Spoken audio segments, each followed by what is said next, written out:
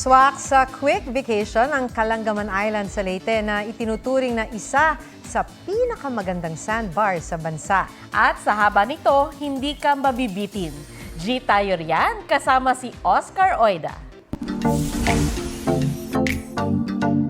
Umuulan man, di natinag ang grupong ito nagkumala. At ang kanilang destination, Guys, we're finally here. ang isla ng Kalangaman sa Palumpon, Leyte. Let's go, Kalangaman!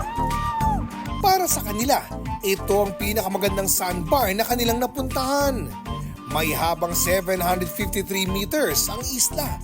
Walang naninirahan dito kundi dinarayo lang ng mga turista.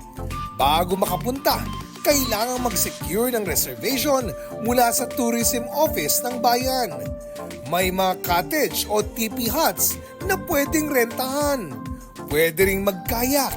Literal ding mabubusog sa tropical dishes.